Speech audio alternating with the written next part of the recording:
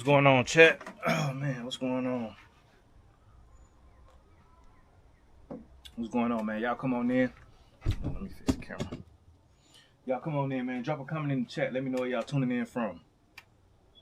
What is going on?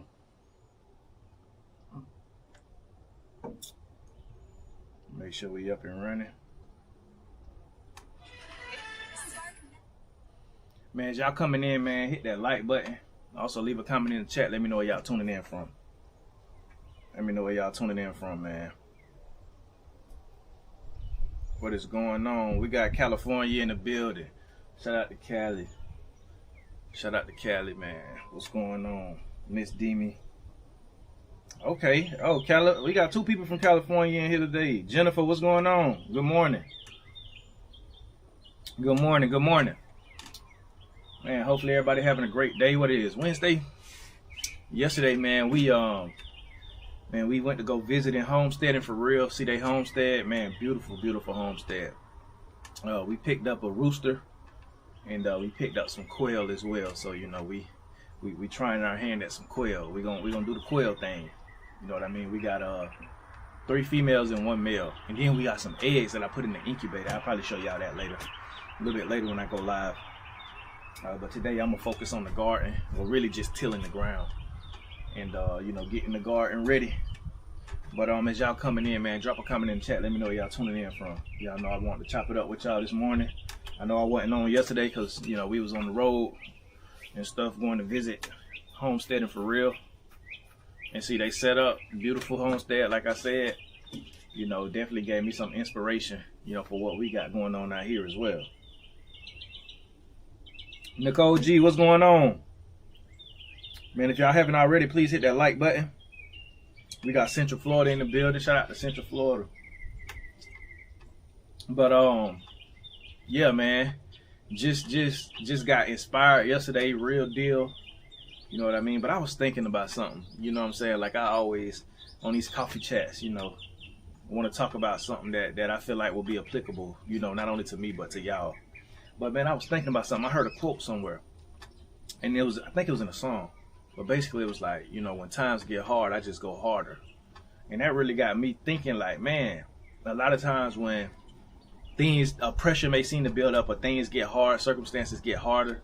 Like, I mean, like what we see going on right now too, with just inflation and just, you know, a lot of things going on in the society. You know, when times get hard, the first instinct is usually to retreat. But really, when times things are getting harder, you know, resistance is there. That's actually the opportunity to grow. That's actually the opportunity that you're supposed to dig your heels in. That's the opportunity that you're supposed to really like show what's in you and allow what's in you to come out. You feel what I'm saying? Instead of retreating. And like I say, I know it's in human nature. It's in our nature. Like when things get hard, we like, oh man, well, I mean, you know, that just is what it is. But it's like, no. That's when you need to really be digging in a lot more. Need tips to keep squirrels out of the garden. Do you have your garden fenced in, Nicole? Do you have your garden fenced in? That's the first thing I would say.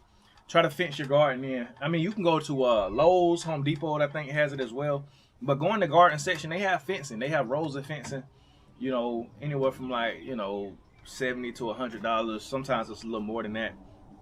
But fence your garden in. You know what I'm saying? Put a gate up, you know, fence it in.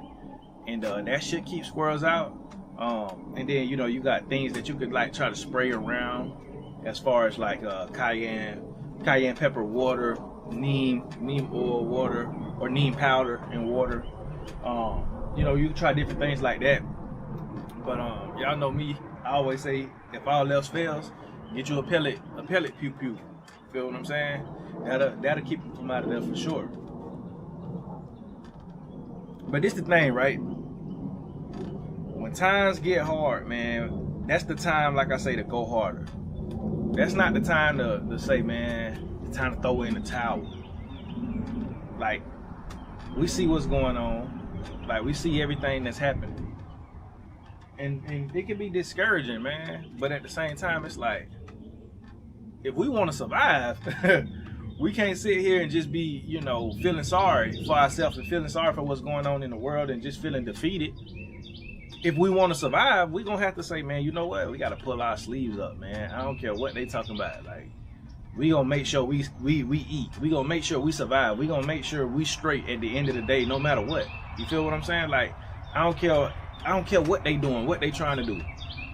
And just even circumstances in life. It ain't even gotta be what's going on with the economy or nothing. It could just be in life. Like, it's like, man, you know, this going wrong, that's going wrong. I can't win for losing.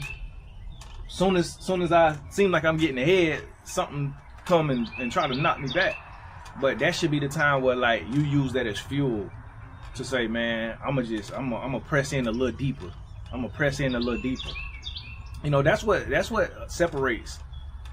That's what separates, you know, people who actually like succeed versus people who quit, versus people who, you know, just retreat. Is that defining moment? What are you gonna do when faced with adversity? Are you going to shrink back? Are you going to retreat? Are you going to quit? Are you going to throw in the towel? Or are you going to just dig your heels in and say, man, I'm going to just lock in and I'm going to go head first into it. I'm going to just embrace it. Let me know if this making sense, chat. Yes, but these squirrels jump right on in. 6 foot fence, half dogs too, LOL. Yeah, I say, hey, at that point, I just say, get a pew pew, a pellet pew pew. You know, if they jumping over your fence and they, you know, hey, I mean, I know a lot of people don't want to hear that, but that's just what it is. You know, if they can't stay out your garden, you might got to make an example out of one or two of them. You know what I mean? But that's my suggestion. That's my suggestion, because we be having buku squirrels out here too. We be having a lot of squirrels out here too. And then also, like, try to set up an area outside of your garden where you could put like acorns and stuff like that. So that's where the squirrels will flock to instead of your garden, because they going into your garden because they see food. How about setting up an area outside of that where they can go and you know, they can know that there's always going to be food there. There's always going to be nuts and little treats there. You know what I'm saying? That's another way to kind of deter them as well. Just having a designated place for them. Hey, what's going on, House of Akichita? What's going on, fam? What's going on, man? Good to have you on.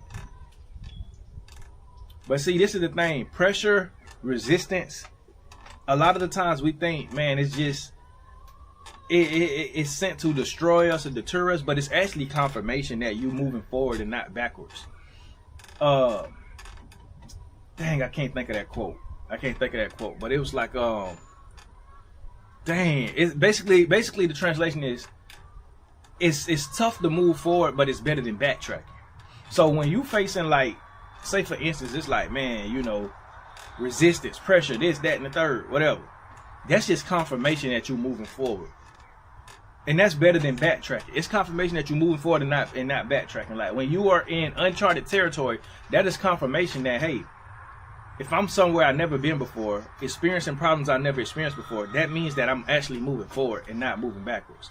So it's a confirmation that you are on the right path. It's just that these problems are nothing that you've seen before. This pressure ain't nothing like you felt before. But you got to look at it in a way that you understand, like, okay, this is a good thing though. Even though it don't feel good, it's still a good thing, because it's confirmation that I'm actually on the right path. Because if I'm not experiencing any sort of resistance, any sort of problems, any sort of setbacks, if I'm not experiencing none of that, that means I'm way too comfortable. That means I'm in familiar territory. That means I'm not growing. If I'm lifting the weights and I'm just lifting them seamlessly and I'm not getting the burn, then that means that I'm not going to grow. That means these muscles are not going to grow. But if I'm lifting this weight and it's like, man, it's resistance, it's hard to get it up and it's burning, and that means, hey, these weights right here are going to help these muscles grow. It's the same thing in life. It's the same thing in life, man. When you're experiencing a new set of problems, when you're experiencing a new, you know, environment, like I say, where it seems like it's a lot of pressure, it seems like it's harder, that's confirmation. And that should encourage you to say, hey, now is the time to really lock in. Now, because I got the confirmation that I'm on the right track. Now's the time to really lock in, so I can really like get to where I'm trying to really go to. Let me know if that makes sense, chat. Let me know if I'm making sense. We'll look into that. They keep getting me. Thank you. I do have a feeder with sunflower seeds and things, but those squirrels are greedy. Yeah, and you might even have to set up a few of those little different places for the squirrels. Like, I'm not sure how big your property is, right? But I mean, maybe you can set up at least 2 or 3 like squirrel feeder areas where they can go and they can, like I said, get acorns, sunflower seeds, like just get treats. You know what I mean? That way they stay out. They stay out of your garden. No, it's just a deterrence. Pressure make diamonds. Exactly, Jennifer. Pressure make diamonds. Exactly. Like you don't get diamonds without pressure. You don't get gold, pure gold without a fire. You don't get pure silver without it going through the fire to be refined.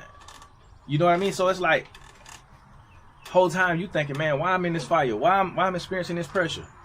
But it's really to bring out what's truly it's to bring out the value outside, bring the value out of you. It's to pull the value out of you. So when times get hard, we just go harder. When the weather just up and down, that just means, hey man, we need to strategize a little more. We need to get out here and plan a little more and do what we can do. And you know what I'm saying? Like when times get hard, bro, it's not the time to retreat. It's not the time to retreat. And especially right now. Because like I say, if we want to survive with all this stuff going on, but not only just survive, man, we want to thrive going forward. If we want to thrive going forward and we want to be able to feed our family still and, you know, still have things and live a good lifestyle, then now's the time to really dig your heels in and be strategic. So we kind of see what's happening in the political climate. We see what's happening in the economical climate and all this and all that. It's time to plan accordingly and dig our heels in, not say, man, I'm gonna just quit, I'm gonna retreat, I'm gonna do this, I'm gonna do. No, bro, now's the time. If you really want to continue to live a good lifestyle, continue to provide for your family, it's time to dig your heels in. It's time to really be serious about growing food. Her Roots and Garden Diary, what's going on, fam? My mama always said obstacles are proof of growth and blessings. Exactly. And it's like, this the thing, you can hear sayings like that growing up, but then you will never truly get it until you are actually going through that yourself. That's the thing about life. It's only certain things you learn by going through it and growing through it. So like, you will hear that, but then when you actually start to like go through obstacles and stuff like that, you'll say to yourself, oh, this is what these old folks was talking about. This is what my mom was talking about. This is what my grandma was talking about. My granddaddy was talking about. I get it now because I'm actually having to go through it. I'm actually having to fight through it. I'm actually having to. And then when you get through those obstacles, you can look back in hindsight and say those obstacles were 100% necessary for me to be where I am today. You see what I'm saying? You start to grow an appreciation for the resistance. It's just like when you first start going to the gym, you're dreading those heavy weights. You're dreading that treadmill, that Stairmaster machine. Let me know if you ever been on that Stairmaster machine, man. That Stairmaster machine is oh man, I hate it. I hate it. But at the same time, when you're talking about building up endurance, when you're talking about great cardio, you know what I mean? That Stairmaster gonna get you right every time. That treadmill, them runs, that's gonna get you right every time. But you hated it at first. But then, as you start to build up your endurance, as you start to build up your win, as you start to, you know, your cardio, you know, your cardio health is good, and you know you're in shape. You look back and say, man, I'm thankful for them runs. I'm thankful for that Stairmaster. I'm thankful for that treadmill because it got my endurance right. It got my cardiovascular system right. It got this weight up off me. But I couldn't have got this weight up off me. I couldn't have been here fit and healthy and, you know what I'm saying, just having a lot of endurance. I couldn't have had all this energy without going through that. So now in hindsight, I mean, I know I used to hate it. I used to dread it. I used to despise it. But in hindsight, I see it as a necessity. I see it as something that was really like there to grow me.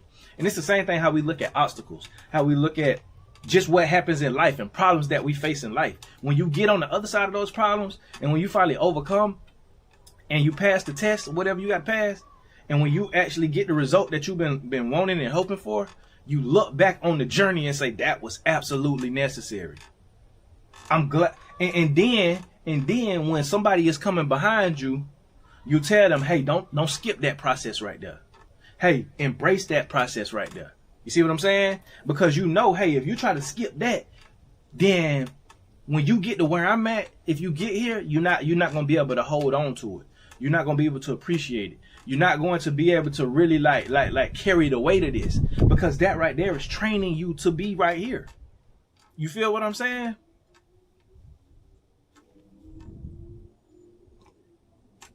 You always do. Appreciate that, Ashley. Appreciate that. Make sure y'all tap screen. Yeah, man. Y'all hit that like button if y'all haven't already, man. Hit the like button. If you haven't already subscribed to the channel, please consider subscribing to the channel. Oh, we got Florida in the building. Her Roots and Garden Diary. Hey, that's home team right there. That's home team. I know I live in Georgia, but I'm gonna always be a Florida boy. Always. When I was a kid, I used the cheat code in the video game. I got bored of the game, learning everything too fast with nothing to do. It's no fun in the end. Man, that's powerful. I remember we used to have a book full of cheat codes. You know what I'm saying? Playing Grand Theft Auto, playing different games and stuff like that. You know, we used to have, like, cause this back before, you know, a lot of this social media stuff. You know what I mean? Like we had notebooks where we had R1, R3, left, down, up, left. Like we had cheat codes, you know, for the game and stuff. But like you said, you could put all those cheat, and I think it was a cheat code that'll get you, like, it'll get you to the last mission, right? But then you get to that last mission and it seems like it's impossible to beat. But that's because you haven't been passing all the other missions before that.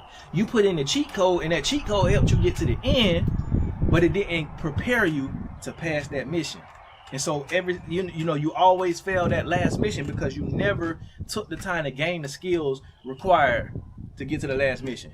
And now, if y'all ever play Grand Theft Auto San Andreas, you know Smoke, you know Ryder, and they like was the ones at the end, you know, at the end of the game. And it's like you gotta, I think it was Ryder at the end or Smoke, either one of them. But like, you know, you had to kind of like kill them or something like that. I think it was Smoke. I think you had to kill Smoke to win the game or something like that. If y'all know what I'm talking about, drop it in the chat.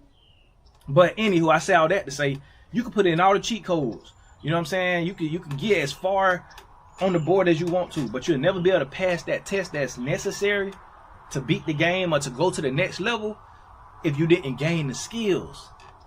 So that's why when times get hard, when you like you could be on the second mission on the game and you feel like it's hard, but it's the thing though, you just passed the first mission, so that just means you got to keep trying. That means, okay, this mission hard. That means you need to go harder. You need to focus more. You need to strategize more. Okay, how can I do this? How can I do that? Because each mission is designed to grow your skill set, so that way when you get to the last mission, you can pass the test that really matters.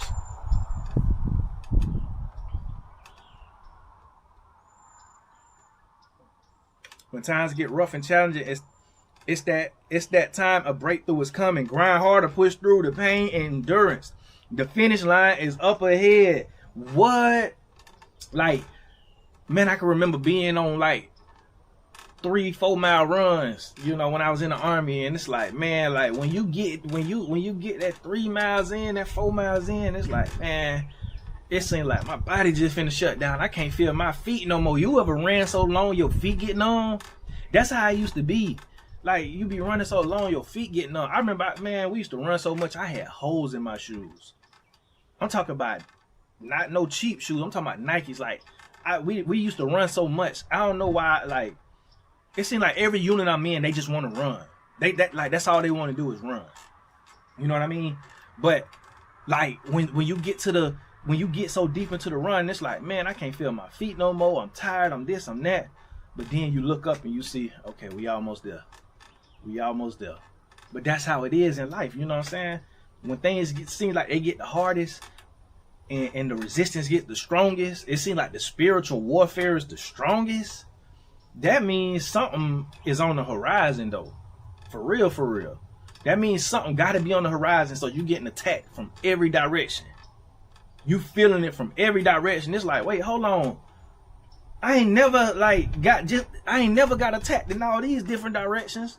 family, friends acting strange, you know, finances looking funny, you know, the job, you know, people on the job and this and that, your kids, and it's like, wait, hold on. All this just coming at one time. Like, what's going on here? Hey man, that just means you need to push in. You need to lock in a little bit more. Because all that is really sent there for you to prove you. To see if you're worthy of what's on the horizon. To see if you're worthy to be able to handle this. Because see, when you get to that next level of faith, then the pressure is only going to increase. The responsibility is only going to increase. See what I'm saying? He who is, I think this how the saying goes. He who is given much is required much. It's something like that, you know. I just be loosely translating. But basically, like, if you got a lot, then you got to deal with everything that come with that. So the more you got, the more responsibility you have. So it's like you asking for this, you praying for this, but you got to understand that comes with its own set of problems. But when you, right before you even get there, you got to go through a set of problems to prove you, to make sure that you're worthy to handle this next set of problems.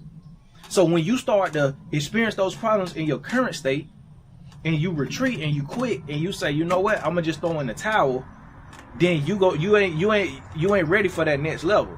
And see, this how gracious the Most High is. He ain't gonna put you somewhere where it's gonna break you. He not gonna bless you with something that's only gonna turn around and be a curse to you. So he gonna test you in certain ways to see if you are worthy enough and you are ready for the next level of blessing. If you're not, then you're not gonna make it to that next level. But if you are, and you say, you know what, man, I'm gonna just dig in. I'm gonna embrace this. I'm gonna lean into the hill. I'm gonna lean into it. Then guess what? You know, you're able to pass that test.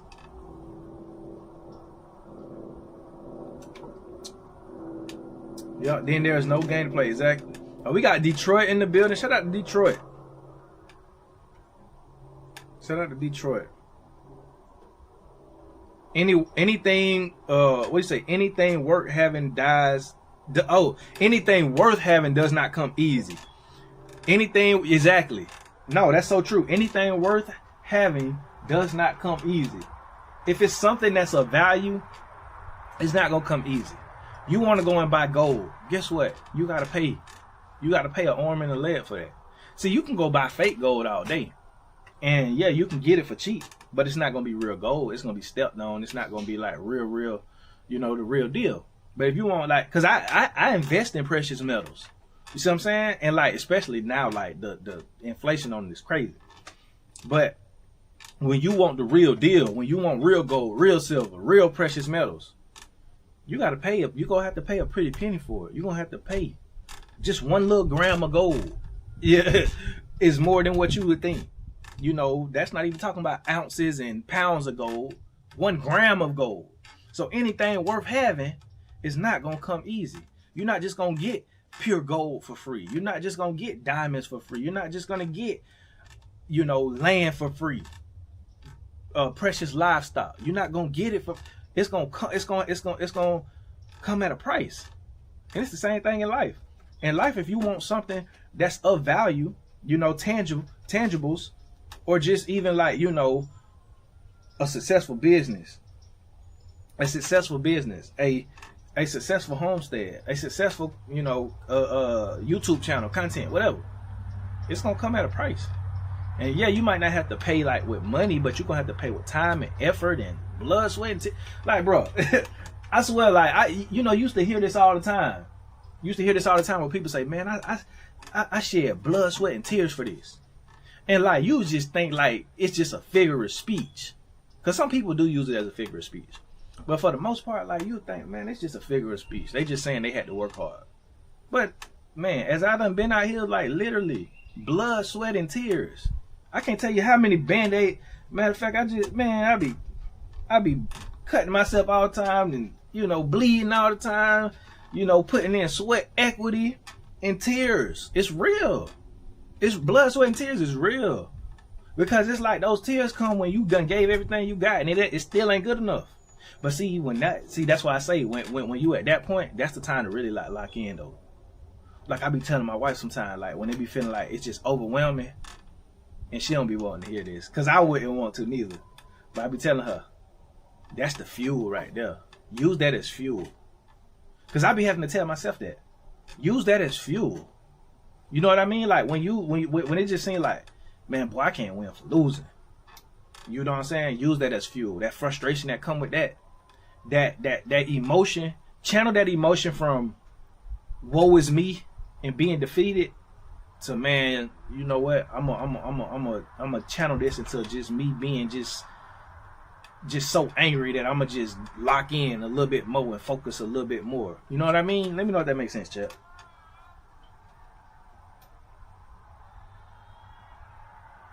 That's why these 1%ers are bored like Squid Games on the, yeah, they never satisfied. See, lust has no end. Like, lust is never satisfied. And a lot of these, you know, powers that be, elites, they're not happy with life. And it's like, no matter how much money they get, no matter how much things they acquire, no matter, you know, just none of that, how much energy they suck from people, they still will never be satisfied. You feel what I'm saying? Like, that's why we are always a target. And I'm gonna speak for, specifically to black people. That's why we always a target a lot of the times, because we a lot of things, it don't take a lot for most of us. It don't take a lot for most of us. You know what I'm saying? Just as a people. You know what I'm saying? We comfortable, you know, hey man, go get some leg quarters and, you know, go get a case of sodas and we gonna make some food and we gonna have us a cookout. You know what I'm saying? And we all laughing, joking. We don't need to spend all this money on extravagant stuff, man. Go get some cards from the store. You know what I'm saying? Go get a board game or two, or let's put on some music, and then boom, we just cool. We satisfied. We copacetic. You know what I mean? But a lot of people look at that and like, after all the stuff y'all done been through, this, like, y'all still smiling despite that. And so like, people want to suck what we have in us. A lot of times people want to suck out what we have. You know, they want to sap that from us. You know what I'm saying? Because they never satisfied with what they got going on. And that's not a racial thing, but I mean, elites can come in all races, you know what I mean? Powers that be, they, you know, but I'm just saying, like, man, back to the original point. When you feel like I can't win for losing, times is hard, this is happening, pressure coming from all different type of ways, seem like, you know, spiritual warfare, I'm getting attacked from this way, that direction. It's time to say, man, I'm gonna lock in, bro. I'm gonna lean in. I'm gonna lean into my word. I'm gonna lean into my scriptures. I'm gonna lean into my prayer life. I'm gonna fast. I'm gonna work hard when I go outside, or when I'm on the job or in my business. I'm gonna strategize. I'm gonna do more research. I'm gonna do this. I'm gonna do that. But I'm not gonna have the woe is me mentality, because that ain't gonna get me nowhere. I'm not gonna throw in the towel, because I'm throwing in the towel right before I was probably finna get a blessing, right before I was probably finna get a breakthrough, right before, you know, the sun was about to shine. It felt the darkest right before they call it the blue hour, right? Which is like the hours or the hour leading up to, you know, the sunrise in the morning, dawn. They call it the blue hour. It's not necessarily the darkest time of the night, but it feels the darkest. It feels the darkest right before, you know, the sun is about to come out, you know, because of the position of the sun. But they call it the blue hour because it feels like the darkest. You know, the moonlight ain't really shining like that. You know what I'm saying? Because the sun about to come out. And again, you know, a lot of the times you may be in a blue hour in your life where you feel like the darkest time. It's not necessarily the darkest time, but it just feel like that because you've been enduring the night for so long. You've been enduring the night for so long. Like, okay, I'll give you a perfect example. When I was in the military, right, we used to have what you call CQ, right? CQ or staff duty. So basically what CQ is where, like, you know, you have to be on duty for 24 hours. Basically to secure the building that you're in, whether it's barracks, whether it's the brigade headquarters, the battalion headquarters, the company headquarters, you have to be there. You know what I'm saying? So like anytime anybody call the phone, you got to answer it. People want to, you know, people come, you know, checking in the middle of the night or early in the morning, whatever. Right? So basically you got to be on this duty for 24 hours. And a lot of times people be like, 24 hours ain't nothing. Bro, okay. Just imagine, like, and you can't take no naps. You can't go to sleep at all. You can't do nothing. Especially if you by yourself, because a lot of times you're doing this by yourself. You know what CQ is? Drop a comment in the chat. You know what staff duty is? I used to hate it. But anywho, right before dawn, right before the sun would come out, that's when you would get the most tired. See, you know what I'm saying? Like, I used to be going strong, 10, 11, 12, even 1, 2. But 3 o'clock hit, 4 o'clock hit, 5 hit.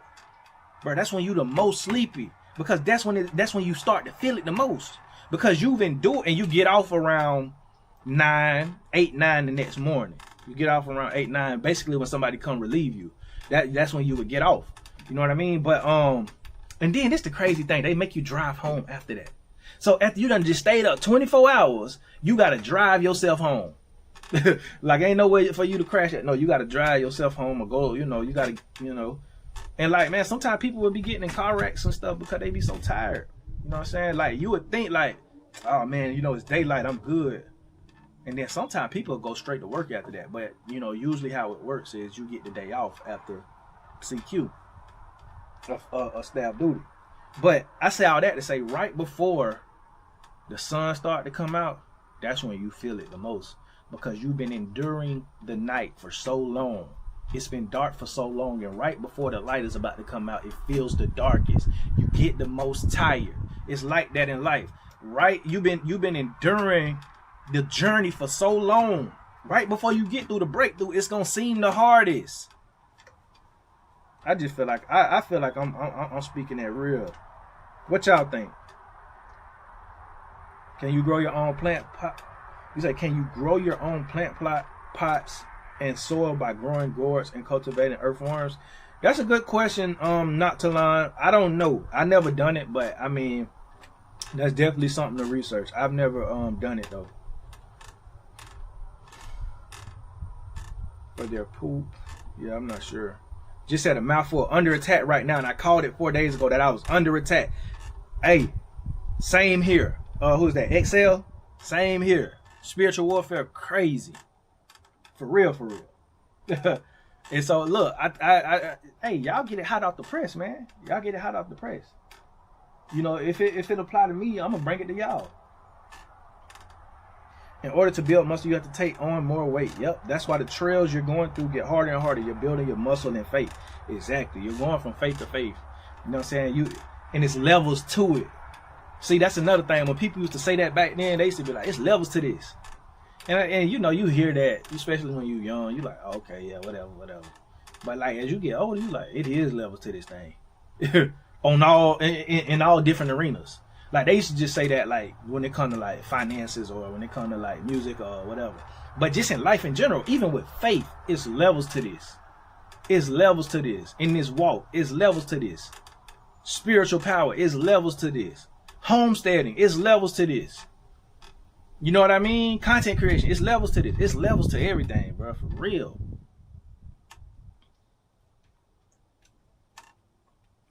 St. Louis Mix, what's going on, fam? Say peace and blessings, bro. I'm new to the channel, but I appreciate the knowledge you share. Good looking out, for sure. Hey, man, welcome to the channel. Welcome to the fam. I'm glad you enjoy the content. Miss Demi say, we try to instill those seeds in our children. Obstacles and mistakes can be positive opportunities depending on your next step. It may be hard and even hurt, but after, you'll be stronger and smarter. Exactly. And see, some things your kids going to have to learn for themselves. Some things they're going to have to, you can instill it in them. Don't get me wrong, that's good. You know what I'm saying, when you're instilling it in them. But it's certain lessons they're going to have to learn on their own. And my daddy used to tell me that all the time. He used to be like, man, hey, at the end of the day, I can only try to warn you. I can only try to do this, but you got to go through it yourself. And I understand that now. And I try to like teach my kids the same thing. Like, hey, this is what you're going to expect. But at the same time, I understand that, hey, they're going to have to learn these things themselves. Because it's not going to hit the same. It's not going to, like, it's some things you can learn from just seeing other people's mistakes, but it's some things that you got to just experience yourself. G Mama, what's going on? Especially now with the kids battling with the world, trying to make them take the easy way every time. Yep. That's why it's important to kind of like build some resistance with your kids. You know what I'm saying? Like, don't get them everything so easy. Make them earn stuff, man. Make your kids earn stuff. They don't just get Jordans or Nikes or this just because, you know, they small. No, when they get to a certain age, they need to start getting allowances for chores. Like my son, he take out the trash, he collect the eggs, he do certain things to earn money because he like to play video games. So he want the new Sonic game, he want the new this whatever game he like, you know. All right, boom. I know, you know, it costs this much on Amazon. This is what we show him. It costs this much on Amazon. So you do this chore gonna earn you $1. This chore gonna earn you $1, $2, whatever. And so it teaches him to have a realistic view of money as well. Because like he used to be saying stuff like, well, he'll see something on Amazon, he'll say, it's only $30. And I'm like, what you mean it's only $30? Do you know how much $30 is? So when he started doing chores and he getting $1 here, $2 there, I'm like, all right, now you see how much $30 is. Because you getting $5 a week. So how long is it gonna take you to get $30? Okay then, so $30 is not just a little bit of money. It takes you over a month to earn that from just your chores. So we just teaching him that to have a realistic view of life. Not this, you just get it and this and that. Because guess what? You know, you got a phone for your birthday. You don't take care of your phone, you drop your phone, the screen crack, you're not getting no new one. You finna thug it out with that one. You finna thug it out until you earn enough money or you be good enough, and on your birthday we might get it fixed for you. See what I'm saying? But that's you're not taking care of it. Like you losing it, you doing this, you doing that. You think I'm finna buy you a new one so you can do the same thing to that? No sir. No sir. Yes, channel it for determination. That's great advice. Exactly. We have to learn how to redirect energy and emotion. Because this the thing, right? We are emotional beings as humans, most of us. You know, we feel things. But here's the thing, as you get older, you realize some emotions are not healthy to always feel. And you have to learn how to redirect and channel it to another avenue versus the initial avenue. So I give you a perfect example. You might feel an emotion of anger, right? And anger is not a healthy emotion to just be feeling a lot. You know what I'm saying? Sometimes it's justified, I get it. But a lot of times, you don't need to let that fester and come out in anger. That emotion, you may need to channel that anger and put it and redirect it to determination. Redirect it to focus. You know what I'm saying? Redirect it to some other avenue to where it can come out in a healthy way, if that makes sense. Because if you allow it to come out in the way that you feeling it, then you're going to be sitting in somebody's jail cell.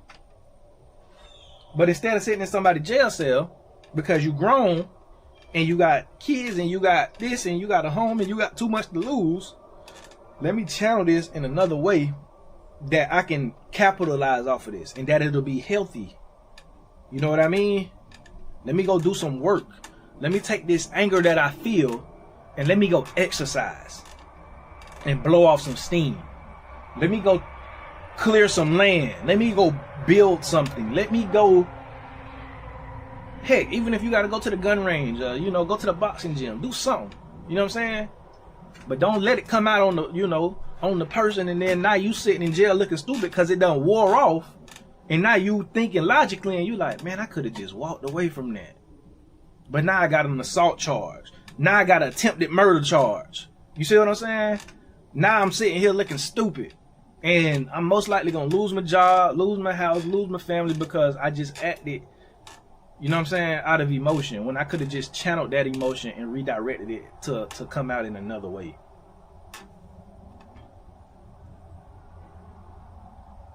The Bible say, by the sweat of your brow you will eat your food. It does, yeah, absolutely. Anyone will not work, neither shall he eat. Amen. Phil, what's going on?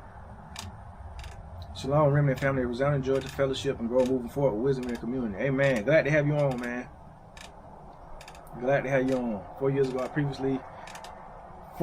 I previously cared a great deal about what unnecessary people thought and said. Yet now I live for what and who the Most High Word says I am. I feel 10,000 times better myself. Man, same here. Same here. I don't care what people say no more. I used to though. I used to be a people pleaser. I did. You know what I'm saying? Like, I used to care what people thought or said. Man, I don't care. I don't care no more. Because guess what? You know, I try to please you. And this the thing, right? This is what you learn as somebody who tries to please everybody. You're not gonna be able to. Even if you do what they ask of you, they still won't be pleased. So what's the purpose of even trying? Now, is that to say you don't try to accommodate people? No, you got to have balance in everything. See, one thing I learned, and that's what I learned in life, you got to have the right balance when it comes to things, how you do things. You don't want to be too extreme either way. You don't want to be an extreme people pleaser, but you also don't want to be an extreme a-hole neither. You see what I'm saying? Like, you got to have a balance with it. Hey, if I can do it, if I got the time, if I got the resources, if I got the patience, if I got this, you know, I'm going to show up for you. You know what I mean? I'm going to support. I'm going to do this. I'm going to do X, Y, and Z. But if I don't got it, then I'm not going to, you know what I'm saying? I'm not going to stretch myself. And I'm going to let you know in a way that is not disrespectful or mean or nothing like that. You know what I mean? So it's a way to do things.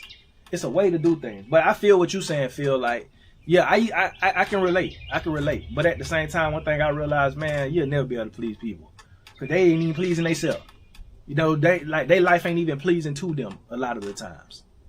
So what you do ain't, you know, they just gonna require more and more. And then what you're gonna soon realize is that people are just really like, they just really sapping your energy and your spiritual energy pretty much. You see what I'm saying? That's the kick they get out of it. That they can harvest your spiritual energy. Like, energy harvesting is real. What they call it, I forget what they call it. But yeah, like that thing, that's real. People sap energy from you. Because like they don't they don't have it, so they need to get somebody who does have it, get you worked up. You know what I'm saying? So they can sap off your spiritual energy. Nah, that's so real. EBD say yes. My son just did it Tuesday. What's that? What you talk about? Talk about with the chores and stuff. Yeah, CQ is a 24-hour duty to stay woke. I don't. Me neither, G Mama. I do not miss CQ at all. CQ, staff duty. Boy, what? Staff duty was a little better though. Cause, so like CQ, I forget what it stands for. I think it's like charge of quarters or something like that. I don't know. But CQ, you usually by yourself, right? Usually by yourself. You ain't got nobody who is your partner on that duty. But staff duty, you usually have a partner. So you might have a senior NCO and a lower ranking enlisted soldier, right? So a private or a specialist in a sergeant first class, whatever. So staff duty, y'all can rotate. So one person say, hey, I'm gonna go take a nap for about 2 hours.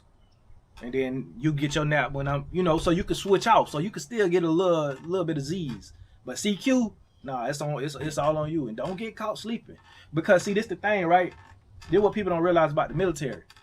So when it comes to like disciplinary in the military, it ain't just you getting rolled up and, you know, you getting fired. No, you can't get fired from the United States Army. Well, I mean, you get kicked out, but you can't necessarily get fired. So what they do, they go before they kick you out, you go through a whole bunch of different administrative punishments. You have what you call an Article 15. Article 15 is basically like, it's like a it's a write-up, but it goes before like a commanding officer, and they determine the punishment. So the punishment can either be they take your pay. Yes, they can do that. They can take your pay. They can demote your rank. So you done worked hard to get this E5 rank and you get in trouble, they can demote you down to an E4. So that's affecting your pay, all that. And then you got extra duty. So extra duty means when you get off, when everybody else get off at 4:30, 5 o'clock, you got extra duty for another few hours. And that could be doing whatever they want you to do. Filling up sandbags, you know, landscaping, cutting grass. It don't matter. You're going to be on extra duty. And then usually how extra duty work is not only after you get off work, but then they wake you up early in the morning too, before you got to go to work. So like, it's just, you know what I'm saying? But I say all that to say, if you get caught sleeping, that's what could happen to you. If you get caught sleeping on CQ on duty. You know what I mean? But yeah, I don't miss it at all, G Mama. Good afternoon. I hate to admit it, I sometimes dozed during charging quarters. It was rough. Me too, Deborah. Me too. But I used to catch myself though. I used to catch myself like just dozing off because it's normal to like, you know. But like I used to catch myself. Like I used to have a whole system. I used to have a whole operation, you know. And depending on where you at, like you could probably like sneak off to the back because when I used to do CQ, you know, at my last duty station, I was in TRADOC. If you know what TRADOC is, it just means it's a training base. So like we used to have CQ in the barracks with the incoming soldiers, and so like every hour I would get 2 new soldiers. So like when I get the new soldiers, I had them set up, hey, y'all answer the phone, this, that, and the third. So I, you know, sometimes sneak off, get me 30 minutes here, 15 minutes there. When I was in the Army, I learned how to take 2-minute naps. Like I used to like take 2-minute naps, 5-minute naps, 1-minute naps. And I'll wake up feeling energized. Like I'll be so tired, like, you know, let's just say I'm on the way to work, pulling in to work in the parking lot. Okay, I got 15 minutes before I gotta be in there. Man, let me take a 5-minute nap. And they used to work. I'd take a 5-minute nap, man. I'll wake up, I'm like, okay, I'm good. That's what the military taught me. So happy I clicked your live today. I'm happy you on here. Michael, what's going on? Absolutely, there are levels to this. Good afternoon. Oh yeah, it is afternoon now. Good afternoon. Game Boy Kid, what's going on? Do you know how much $30 is, your son? Man, for real. He talk about it's just $30. Like what? It's just $30. Man, get out my face, bro. Get out my face talking about it's just $30. Okay. And then when he say stuff like that, I be like, okay, well where your $30 at? Show me $30 then, since it's just $30. William Sheila, what's going on? Gardening is how I start channeling negative energy into something positive. Seeing my family eat from the soil we work, plants and we grew, helps my soul. Amen. That's a good way to channel negative emotions and all that. That's a darn good way. Most of the parents nowadays do not know how to make their kids do chores or learn different things, so they will know things when they get out of this cruel world. They will not know anything. Yeah, exactly. Big facts. Yehuda, what's going on, fam? Good to have you on. You have to watch for other people's cups. Trying to fill cracked cups is exhausting. Oh, that's so, man. Miss Demon, I'm gonna pin that. Because you may be trying to fill somebody's cup and their cup is cracked. And so no matter how much you pour in there, it's still gonna leak out the sides. Oh, that's a word, ain't it? That's a word. Oh man. Cause see, look, your heart can be in the right place. And guess what? You can have it to give. But if you see somebody's cup is cracked, is it wise to give to them? Isn't that throwing your pearls to swine, casting your pearls to swine? You see that they cup, instead of pouring into their cup, you may need to say, hey, you need to get a new cup. You need to fix that. And see, usually when you tell people, hey, you need to fix that, that's a crack right there. They'll get mad at you and say, never mind, I'll go ask somebody else. That lets you know they don't truly want help. They just want to sap what's in you, even though they know it's going to leak out the side of their cup. They still want you to pour it into them. That's why I say you could be trying to please them, but they still won't be pleased because they got a crack in their cup. Oh, that's a word right there. And don't fuel the fire, oldie but goodie, for walking away. For sure. You got to know when to hold them, know when to fold them, know when to walk away, and know when to run. That's one of my favorite songs. You got to. You got to be discerning.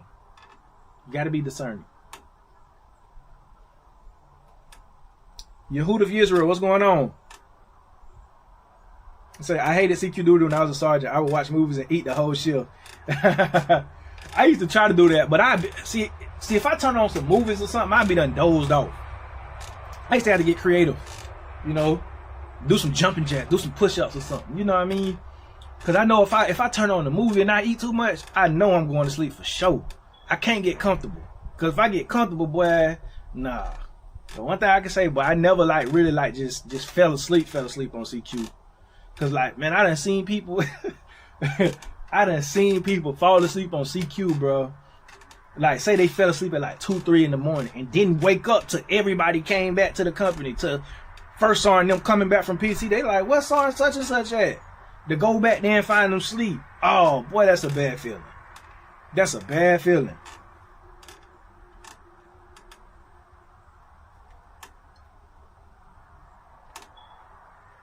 Planted some okra and spinach on my deck, on my deck of our apartment yesterday. Congratulations, Yehuda. Congratulations. Man, I hear so many wild stories about the military. What's the craziest experience you had you could discuss publicly? That's funny. Craziest experience in the military. I don't know. I gotta think about that. Man. It be some funny stuff, man. The military is not a real place. It's not a real place. I'm trying to think. I don't know. I'm gonna come back to that question because I need some time to think on that. Cause it's just so much stuff. Like it just be so much stuff, man. It be crazy stuff too. Like, bro, you meet some characters in the military. Like, you like, how did you get in? How did you get into the military? They just be letting everybody in. You feel me? So it just be crazy, man. But I'm gonna come back to that. Lanya, what's going on, fam? Exactly, them crack cups will leave you empty. It'll leave you and them empty. See, this the crazy thing about them, them cups that got cracks on the sides. Not only will they leave you empty because you pouring what you got from yours into theirs, but it's gonna leave them empty too. But here's the kicker. It's gonna leave them empty and leave you empty.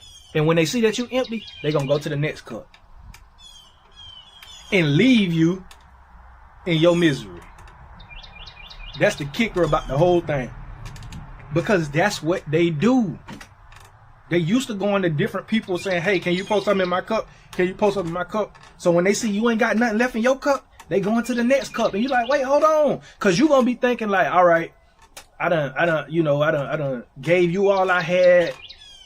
I done poured into you. I done did this. I ain't got nothing left. Well, at least we in this together. And then what they gonna tell you is, nah, we ain't together. I'm finna go to this next cup right here. I'm finna go over here and get them to pour into me. And then you just stuck looking like, dang. Not only did you take everything I had in my cup and you was left empty still, but you going to the next person. That'll open your eyes in life. That'll open your eyes. And usually it turns people cold. But at the same time, you should have seen the signs. There was always a soldier who wanted to pour their hearts out like I was a psychologist. It kept me awake. Yes. You know what, Yehuda? That's so true. Well, I ended up majoring on psychology because everyone opened it. Yehuda, that is so crazy. You know what's so crazy? Soldiers used to feel so, like, they used to pour their heart out to me. Man, I done had soldiers tell me, I'm talking about, man, sergeant, like, before I came here, I caught a body, like stuff like that. I'm like, whoa, hold on. You caught a what? And I'm talking about just, and this the thing though, because sometimes people be capping. And one thing about me, I ain't trying to figure out if you lying or telling the truth. I'ma listen, and now I'ma leave that where it be. You feel me? Because sometimes people be lying. You got some big liars in the military. But then you got some people who be telling the truth too. But yeah, people used to like just open up to me and share their heart and this. I'm like, dang. But like Yehuda say, it used to keep me up because it was so intriguing. Like, dang, for real? But then it give you an appreciation too because you're like, man, people come from all walks of life. And people come from all different type of backgrounds. And so you start to respect it too. You start to respect just what the military can do. And who you meet too. I used to say that all the time when I was stationed in Pensacola. They let anybody in the Navy. What? They let anybody in the military. They do, man. They do. I used to be looking at some of these soldiers, and I'm like, they must have just passed you through basic. Because ain't no way you passed the PT test. Ain't no way you passed this, passed that. And nah, they just must have just let you go through. And because usually they're like falling through the cracks is a real thing. You can look at people who sergeant majors, first ones. You like, how did you get that rank? Like, I used to look at some NCOs like that. Like, and it make you feel like you in a world full of crazy people. A lot of times it make you feel like you the only sane one. Cause you like, wait, hold on, how did you? Like, man, I done met some high ranking people that were so incompetent. But now you see what's going on in the world, in the country today. It makes sense. It's a good old boy system. That's another reason why I got out, because I'm like, bruh, you gotta dumb yourself down too. A lot of times you gotta dumb yourself down, you know, to just be sane around these folks, because they're so mentally like incompetent and incapable. And it's like, you definitely slip through the cracks, but I know how you slip through the cracks, and I don't want to be a part of a system that allows people like this to slip through the cracks. Let me know if you ever serve, let me know if that makes sense. Because like, people used to always tell me, especially when they found out I was getting out, they used to be like, man, the good ones always get out. The good NCOs always get out. The good people always get out. And I'm like, yes, because of how the Army is. And they like, but you can stay in and change it. And I'm like, no, I can't. And I'm not. And I ain't even finna try to. Well, you can make a difference. No, I can't. No, absolutely not. No, that don't even make sense. Why would I try to stay in and change a system that was designed like this from the inception? Like, no, that don't even make sense. That's just kicking against the pricks. That's stupid.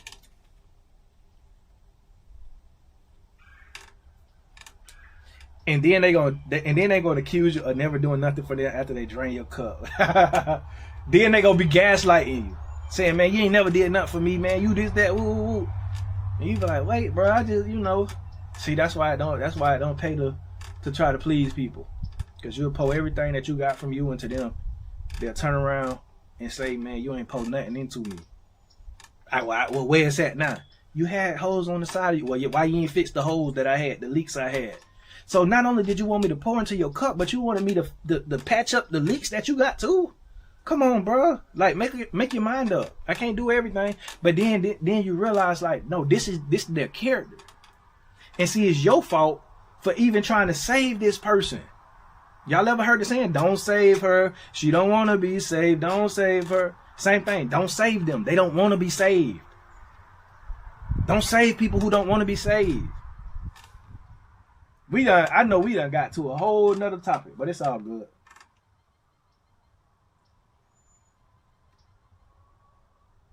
Nah, I feel you. I look forward to the story. They call those types of people energy vampires. Yes, that's the word I was looking for. Energy vampires. Because they sucking your energy. They sapping your energy. And and the older you get, because you be like, man, I just was feeling good. I just was like productive, this, that, and the third. And this person came around. Or this person called my phone. Or this person brought this to me. And then now you drained. Now you frustrated. Now you angry. That's what happened. They sucked your energy and you didn't realize it. And see, the older you get, the more you realize, I don't got it to give. I barely got enough for myself to just continue to get through everything I'm going through, because I'm doing something that's meaningful. So I don't even got time. I don't even got it to give. That's no disrespect, but I don't even got it to give. So you start to pay attention more to the people who are energy vampires. And you start to avoid those people.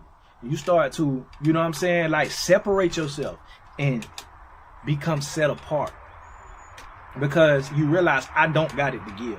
See, when I was young and when we was partying and when I had it, when I had the energy, when I had this, when I had that, when I was vibrant, I didn't even notice virtue being sapped from me. But now I notice it and it's showing up. I can't give it to you no more. I can't allow you to eat off me no more. Fellow comrades, thanks for your sacrifice. Yeah, man. Shout out to all the veterans on here. The military, man. Yeah, it was a fun place. Fun place. We have to create healthy boundaries. Once you recognize the signs and not feel like we failed when walking away from those that drain you. Yep, healthy boundaries is key. That's why I say, man, like, you don't got to be mean about it. You don't got to be mean. You don't got to be nasty. You don't got to be vindictive, spiteful, none of that. It's just you got to set up boundaries. You got to be okay with telling people no. Because, see, this is the thing, right? one thing you're going to value the older you get is respect over somebody liking you. You gonna say, man, I don't care about you liking me. I just need you to respect me. Because see, there's a lot of things that you'll do that people won't like, but they'll respect. That's what you want in life. You want respect. You don't want to be liked. Being liked, because people can like you and love you without even respecting you. But this is the thing, right? Respect is way more valuable, because when they know it's certain things this person ain't gonna go for, that's a form of love. Because they respecting your boundaries. You making them respect it, but they respecting it at the end of the day. See, disrespect, like people who disrespect you don't truly love you. So like the older you get, the more you realize, like, man, this person always disrespect me. They don't truly love me. Because love is respect. You know what I'm saying? But you start to value respect more over being liked and even love. Especially as a man. Now I know women too, but I can only speak from the perspective as a man. As a man, I care more about respect than love or being liked. I'd rather you respect me. I'd rather you respect my mind. Feel what I'm saying? But the older you get, that's what you do. You know, to get out of all that people pleasing. Because when you finally see that they don't respect it, you're going to start to say, oh, okay. You know what I'm saying? It's going to change your perspective.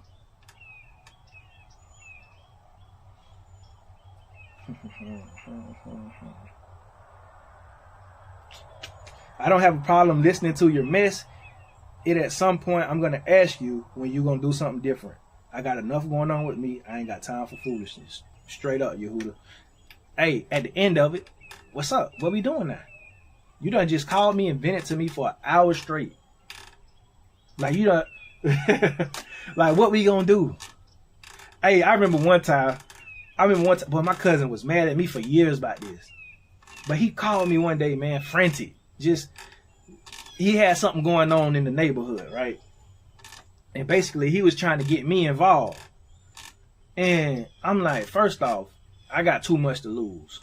You know what I'm saying? Like, it was some hood stuff. And so he called me frantic. And, just whatever. Y'all can read between the lines. And I'm like, bro, I can't even. First off, we're on the telephone. You know what I mean? This is so federal. Second off, bro, I got too much to lose. Like, no. Third off, you caused this, right? So he called me this, that, and, he called me and he's saying all this, saying all that. And I'm trying to give him solutions like, hey, well, you can do this, well, you can lay low, or you could whatever. You know what I'm saying? Because basically, he got into it with somebody and that person trying to see about him type thing. And I'm like, well, hey, man, lay low, or this, that, and the third. I can get you out of there. But that's the only thing I can do, right? And so, after we got off the phone, guess what I did? Y'all ain't gonna believe what I did. I called his mama. I said, Auntie, this, your son called me this, that, he telling me this, that, and the third. And I'm like, I don't know what's going on, but you need to handle that. I called his mama. I called that Negro mama. Man, he called me back. He was so mad. I'm like, bro, so I'm giving you a solution. Like, you trying to do all this? No, I'm giving you a solution. You see what I'm saying? And I'm wiping my hands with it. So you call me, you really trying to get me involved in something that's illegal.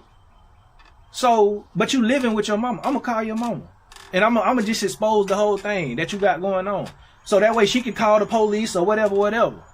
Oh, he was mad at me. Because it's like, bro, like, at the end of the day, what's the solution here? I'm gonna do what's, you know what I'm saying? Like, you telling me that it's threats on your life, is this, is that. Why not just, let's bring it to somebody who can actually do something about it. Because at the end of the day, this ain't gonna be weighing on my conscience. See, I'm a civilian.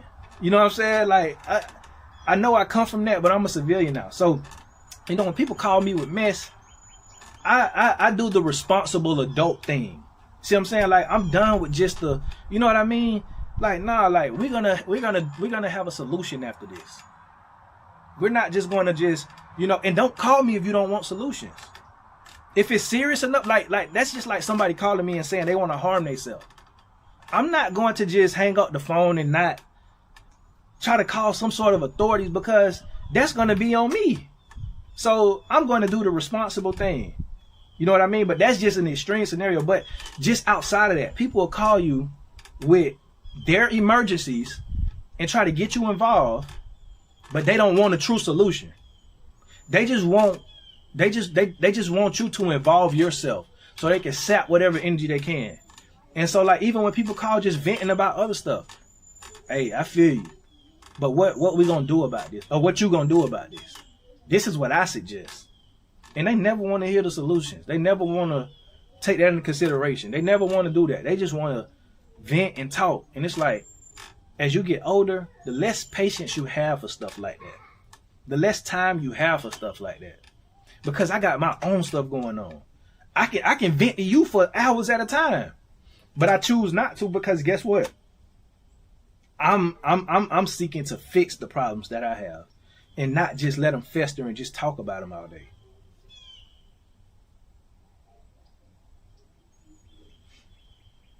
I love the chat, but to work I go. Be blessed. All right, Jennifer, appreciate you for being on. Exactly. I understand now that I was definitely a good old boy system. That saying was F up, move up. Yeah. Definitely a good old boy system for sure. Well, they need to round up some of these bootlickers out here that is for the, yep, no, for sure. Frontline. Oh, who is that? Her Roots. Frontline. They need frontline. Frontline. You see what I'm saying? Because you're so patriotic. Frontline. How about that? Because it be like the ones that's more, that seem to be the most patriotic. It's like, well, did you actually like serve this country? Did you put your right hand up and swear an oath that you would protect and defend from our enemies, foreign and domestic? No, you didn't. You just, you know, I ain't gonna get into that. But yeah, frontline. Since y'all so zealous. I was in the medical field. That question went through my mind plenty, unfortunately. What question, G Mama? Growing what I eat. What's going on, fam? Homesteading for real. What's going on?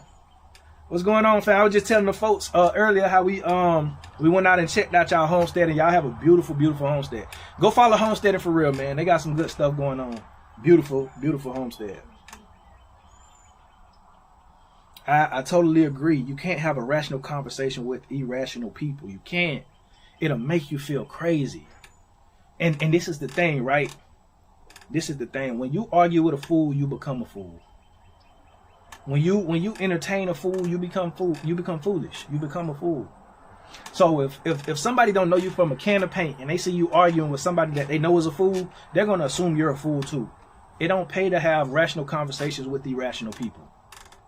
Sometimes you gotta know just when to walk away and when to say, hey man, you know what, you got it. You know everything, you got it. Cool. You gotta be content with that. And not try to be right all the time.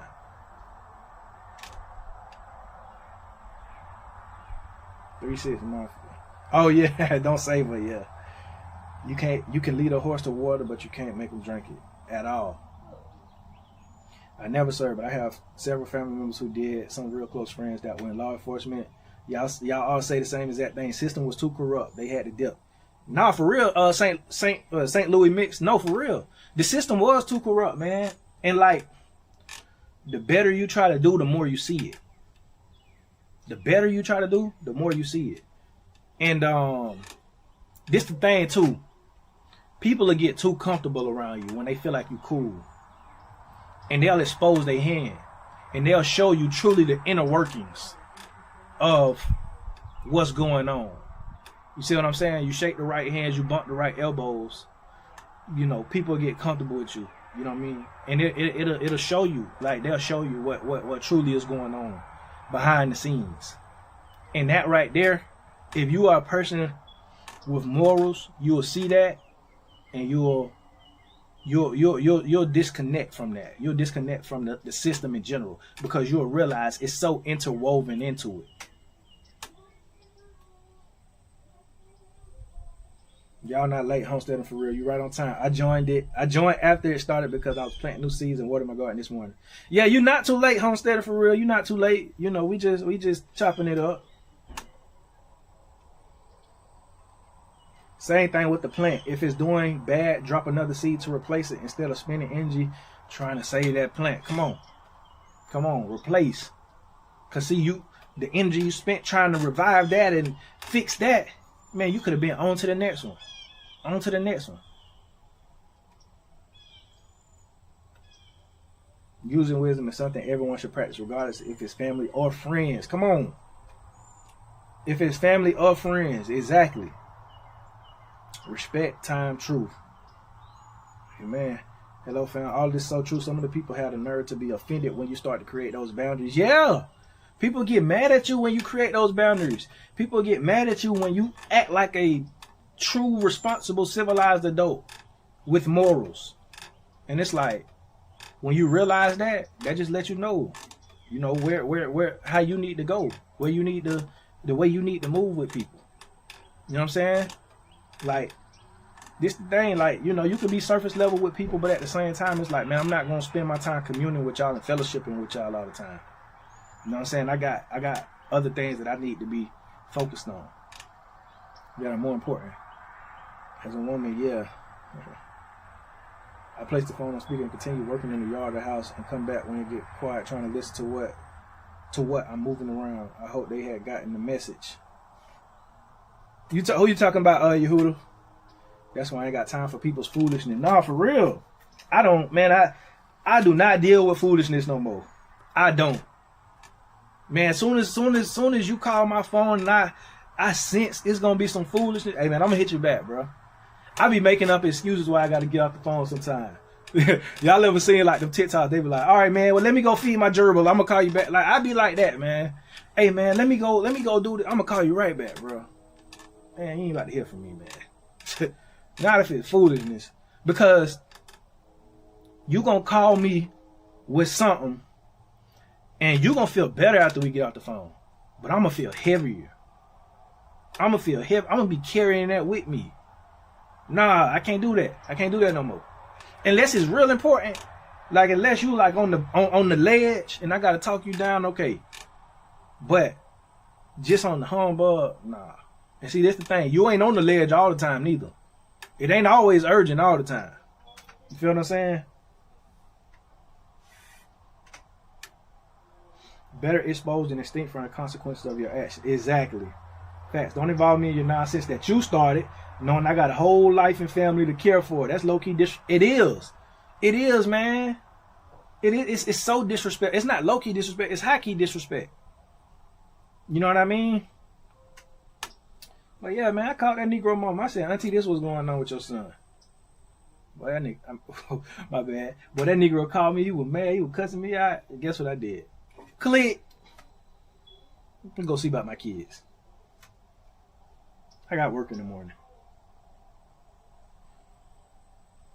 Yes, no surface level stuff. I'm gonna get you help. Yep, no one ever wants the facts. For sure. My mom would use self-delete as an abuse tactic to guilt. I got sick of it and told her to do it. Looney Tunes. She hasn't used that. Yeah, because it be tactics too sometimes. It do be tactics. You know what I'm saying? And it's like, I'm gonna call your bluff. You feel me? Like, don't do that with me. Somebody like, well, all right, jump then. Yes, absolutely. Unless you would like an actual solution, figure out your own drama. Pray about it. I'll pray for you for sure. Have no fellowship with unfruitful works of darkness, but rather expose them. Exactly. Shine the light on them. Thank you. We so enjoyed you guys. Likewise, Homesteading for real. We definitely enjoy it. Can't wait to come back. Arguing with the fool is like spitting in the wind. Yes, that's exactly what it's like. Spitting in the wind. It's just going to fly back in your face. Don't do it. Don't do it. That's why it's certain conversations and topics that I don't even entertain. Like, sometimes people will be in the chat, hey, what you think about this? I'm not entertaining that. That's foolishness. You know what I'm saying? Even when it comes to, I don't debate when it even comes to faith. I don't. You know what I'm saying? The scripture says be ready to give a defense. It don't never tell you to seek out who you can have strife with and who you can debate with. You see what I'm saying? So I don't even argue when it comes to stuff like that, because I'm like, man, what's the weighty matters here though? Where's your heart at? Is your heart circumcised? Like where's your heart truly stand? Because y'all debating about things, and I'm not saying those things don't matter, but y'all are debating about things that are not the weightiest matters that you could be talking about right now. So it's all foolishness. It's all folly at the end of the day, because, okay, you get your point across, then what? Have you won a brother? Have you won a sister? Or did you just create a further divide? And that's a whole nother conversation, I know. But you don't argue with fools. You don't argue foolishness. It just makes you look foolish. The hand exposure is the issue my son is having. He always fighting with his fist to defend himself in the military. He in South Korea now. It's always the other person, so he good. Okay, yep. Hey, that's another. Hey, yeah. Who was that? St. Louis, who asked about like crazy stories in the military. Fights. Yeah, man. It used to get wild. It used to get real wild. That's all I'm gonna say. But yeah, a lot of crazy stories is those type of stories.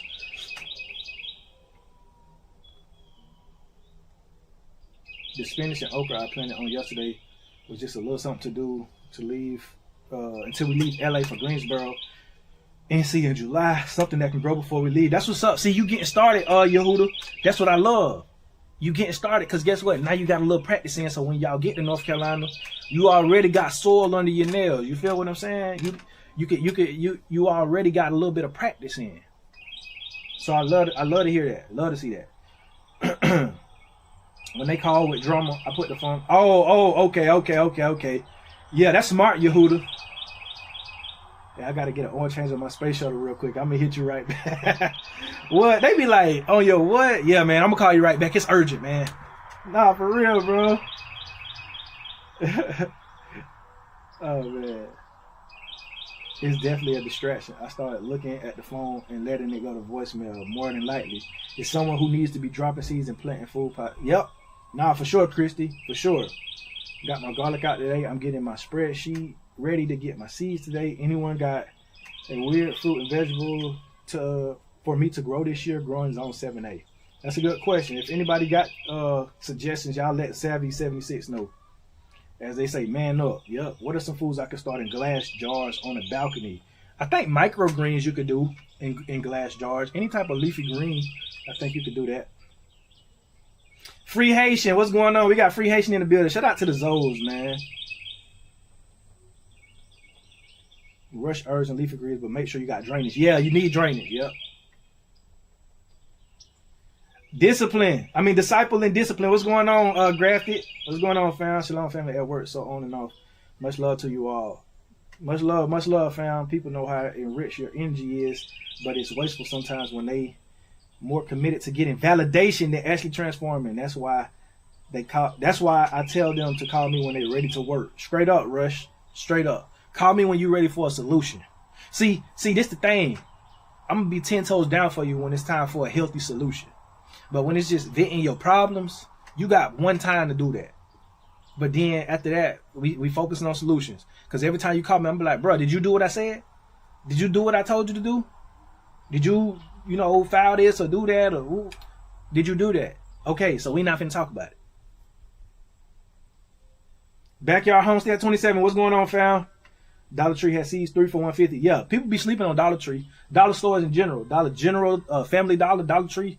Man, go in there and check out them seeds. Count Casey, South Korea was off the chain. I lost a friend too over there, and I regret prying into what was going on with him. Felt guilty for years. Yeah, man. I definitely experienced that too, man. Or sis, in my military career. That's a big problem amongst like the military community and veterans. We used to have a lot of training on that type of stuff, like recognizing the signs. But nah, definitely a wild place though. I heard about Korea. I heard about South Korea. Mint, rosemary, basil, oregano, sage, thyme, and cilantro. I heard you can grow in glass jars and water. Yep. Better Call Saul, it's a TV series. I did all my seeds from Dollar Tree because it was lean last year, and I still managed to come away with roughly 60 pounds of produce from about $10 of seeds. Come on. That's called resourcefulness. That's called being resourceful and strategizing. That's what that's called. Congratulations on that. Absolutely. I'm a results-oriented person, so I definitely understand needing to get something off your chest. But once you're done, what are we going to change your results? Let's attack the issue. Come on. Let's attack the source. Let's attack the issue. Let's attack what needs to change. Yeah, you can start a lot of seeds for a little bit of money. Sure can. Man, we got 43 people in the chat today, man. Shout out to everybody who watching. 47 now. Hey, man, hit that like button if y'all haven't already. Hit that like button if y'all haven't already. But I want to get back on topic because I got some points I want to hit, right? Because initially we was talking about how when times get hard, it's time to go harder. Like, it's not time to cower down. It's time to go harder. It's time to dig your heels in. So when you're feeling the most pressure, when you're feeling the most resistance, that's the time to dig your heels in, right? And so my first point was this: pressure is confirmation you're going forward, not backwards. So when you start going through stuff and experiencing things you never experienced before, it's confirmation that you're going forward. And so I know it's hard, but it's actually a good thing. And it's confirmation, like I say, that you're not backtracking. Because see, when you constantly going through the same old things and you experiencing the same old things, that just means you're not moving forward. You're moving in a circle, right? So it's good to know you're moving forward. You're in uncharted territory. That's good. This is another thing. When seasons get hard, it requires strategy. It requires strategy, not surrender. See what I'm saying? So like when things start to get hard around you, when resistance start to build up, that means it's time for you to start using this right here. It's time for you to start thinking, start strategizing, start coming up with creative solutions. See what I'm saying? Like when you, like for instance, you faced with a problem on your homestead. When things get hard, right? You start to say, okay, well, how can I do this? I know I'm facing resistance. This happened in the garden. That's happening with the chickens. This is, whatever could be happening. Because it could be a lot of things going on the homestead. Now is the time to start getting creative with your solutions. How can I repurpose this? Okay, I might not have the money to go and buy all these materials brand new. But what are some things that I can do to start getting materials for free or next to nothing? Okay, I can go get some wood pallets. I can check Facebook Marketplace to see if anybody, I could drive, different neighborhoods, see what they got out on the lawn that they throwing away and see how I can use it to better the situation. You get creative. You start strategizing. When you playing a game of chess and they putting the blitz on you, the opponent putting the blitz on you, they're attacking you. It's the time to strategize, not to retreat, not to cower down. It's the time to say, okay, how can I defend this, but also set my opponent up so I can win more material so that way I can get a checkmate. That's what happens when things get hard. You need to strategize and get creative. My third point is this: hard times expose whether this is something you like or something you're called to do. So hard times and how you respond in hard times, it lets you know if this is something that you just romanticize that you're doing, or whether you called to do it. Whether it's really truly in you or not. Because see, a lot of times people quit because it wasn't never truly in them. Especially this lifestyle here, this got to be in your blood. This got to be in your blood, because when the times get hard on the land, something deeper in you has to come out. See what I'm saying? You got to be called to this soil. Because if not, it'll break you. And I say that all the time. You're not built for this lifestyle, bro. Don't even try it. If you think it's gonna be all just gravy and you got a plan and you just love animals and this and you just love to plant stuff, man, just get you a backyard garden with a few chickens. Please don't go out and buy no acres of land that you got to deal with everything that come with it. You feel what I'm saying? You got to be called to this. Let me know if that makes sense, chat.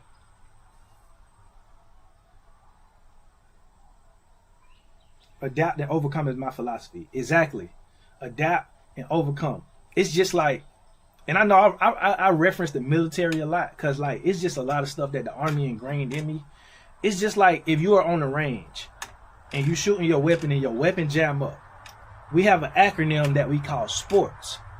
And that is basically, you slap the magazine, try to fire it again. If it don't fire, you pull back the charging handle. You look in the chamber to see if it's a weapon jam, right? So you're slapping it. Sport, slap, pull, observe, release the charging handle, tap the little button on the side, and then you squeeze again. So it's adapt and overcome. In other words, so your weapon not firing.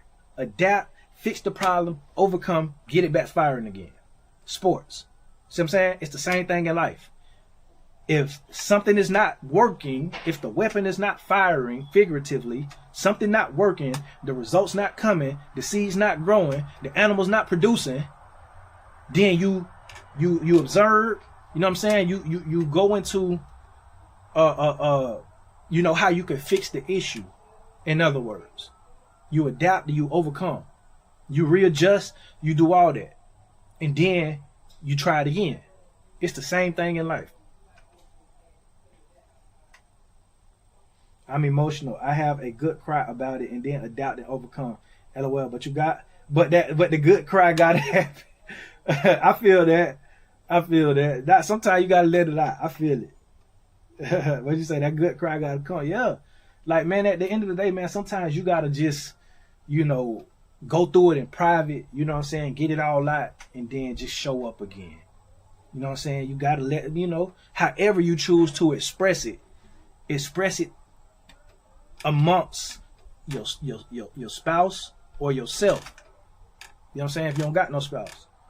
And, you know, let it out, regroup, show up, handle business. Excuse me. I'm learning how to bake bread, cook from scratch, make my own laundry soap, and put a clothesline in my backyard, and I am putting food away for hard times. Amen. That's what I'm talking about, her roots. We doing the same thing. Sharpening our skills. You know what I'm saying? We make some stuff from scratch, but we want to make more stuff from scratch. Canning, preserving food, all that. You know what I'm saying? We got a canner that we gotta, you know, put it to use. So yeah, but it's just, you know, just continue to learn those skills, learn them thoroughly, and then in your time, go on to the next one, and then on to the next one. And just build your arsenal of skill set, you know what I'm saying, under your tool belt. Yes, understood. For sure. Make perfect sense. Say it again for the romanticizers in the back. Come on, for real. Anyone make their own clothes out of pure fabric? I need to learn how. That's a good skill. Disciple and discipline. Sport. I remember very well. Adjust your aim and fire. Come on now. Yeah, Yehuda knows something now. Yeah, sports. That always stuck with me. Sports. Slap, pull, observe, release, tap. The Army has a lot of acronyms. Like, even when it comes to like reading maps, you know, the Army has a lot of acronyms that, you know, make it easier for you to learn. Like, even when it came to like memorizing like certain exercises and stuff like that, they had acronyms, man, for everything. Oh, Backyard Homestead 27 with the super chat. Appreciate that. Please make a video on sheep. I want to get some for meat, but not sure how to go about it. Get a male and a female, or pregnant one. Which breed is quiet? Definitely Backyard Homestead 27. I will do a video on that. I will do a video on sheep. Matter of fact, hold on. I'm going to send you my playlist I have on sheep already, but I'll do an additional video on specifically what you just said. Hold on. I'm going to share that playlist in the chat because I have a playlist on Katahdins. I always recommend going with Katahdins. Everything Katahdin. That's what it's called. I'm going to share that in the chat real quick. Matter of fact, I'm going to reply to you with it. But I'll definitely make another video about it. And I was just talking to Homesteading for Real yesterday about sheep. And basically what I was saying, I recommend starting with 1 male, 2 females, right? 1 male, 2 females, or you could do 2 males, 1 female. And I'm gonna tell you why with both.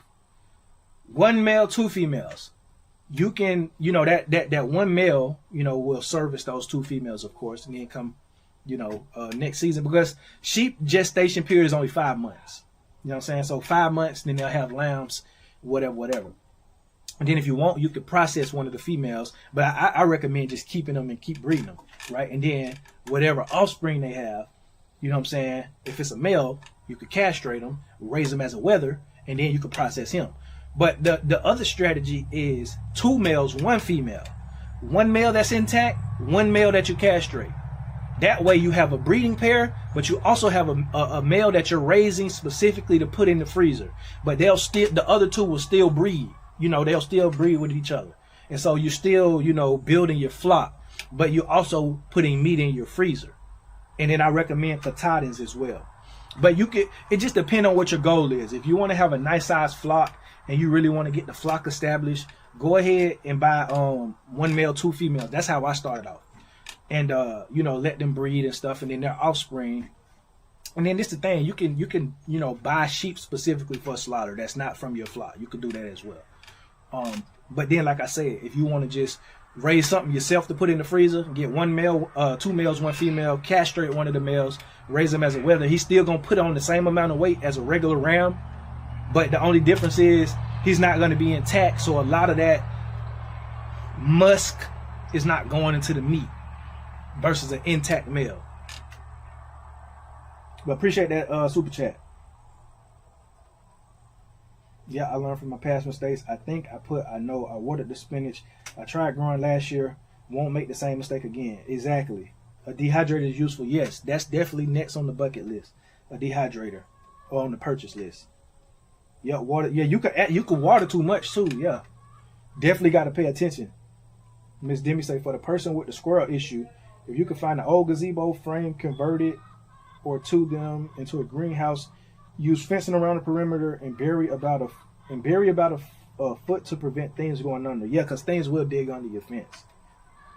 I haven't bought laundry soap in almost a year. I make 5-gallon buckets of detergent. Wow, that's amazing. Thank you, my brother. No, most definitely. No, thank you. Backyard Homestead 27. Thank you. Have you heard of Azolla? It is a secondary source of food for chickens that produce year-round in warm climates. I haven't, Evelyn, but I'm going to definitely look into that. Definitely look into Azolla. I'm going to definitely look into it. But I'm going to definitely make another video about sheep. Let me screenshot this so I can have it. But I appreciate that recommendation for a video too, Backyard Homestead 27. All right, back to the topic though, right? Hard times expose whether this is something you like or something you're called to do, right? Because you may like it, but you might not be called to do it. And, you know, those hard seasons might expose that within you. This is the next thing. Hard times are a signal to increase capability, not to retreat from responsibility. So the hard times, the resistance, it's a signal. It's a signal to increase your capability, to increase your focus, to increase, you know, just you showing up, to make you better. It's a signal to make you better, not for you to cower down and retreat and turn around and run from responsibility. That's what hard times is. You see what I'm saying? Like, it's just like if you were trying out to become a part of a group like the Navy SEALs. What are they going to do? They're going to take you through Hell Week. They're going to take you through Hell Week to see what you're truly made of. And Hell Week isn't designed to necessarily break you, to just destroy you, but it's designed to break you so that what's in you can come out and you can rise to the occasion. See what I'm saying? But that's what hard times does. It's a signal to increase your capability. It's a signal to make you better. You should greet problems. You should embrace them, because this is meant to strengthen you. This has come to make you better. It's actually your friend. See, the best things for you aren't sugary sweet beverages and foods. It's the ones that's bitter. The bitter things are what give health to your organs, what give health to your bones, what give health to you. The bitter things, the bitter melons, the sour sop bitters, the black seed oils, the cod liver oils. You know what I mean? The bitter things, you know, the bitter roots. Those are what bring health to your body, not the sugary things. Like it was a passage in scripture. I want to say it was in Revelation, and I think it was John, where he was like, you know, the angel gave me a scroll, and I ate the scroll, and it was bitter in my mouth, but when it went down, it was sweet like honey. I'm loosely translating here. See what I'm saying?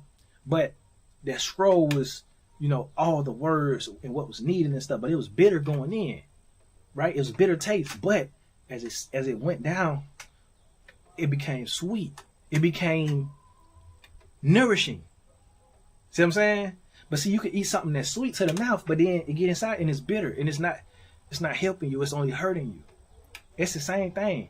Hard, easy times, comfortable times, feel good in the moment, but they're not good long term. What do they say?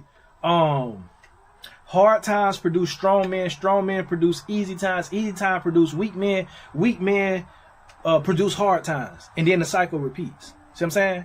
So hard times, it is meant to shape you and mold you into a strong individual. But easy times, comfortable times, makes you complacent, makes you weak, makes you cowardice. Feel what I'm saying? So it may be sweet, first coming into your mouth, but then as it settles, it's bitter. Or you can embrace the bitterness, and it's bitter going in, but as it goes in, it's sweet, and it's just everything that brings forth good fruit.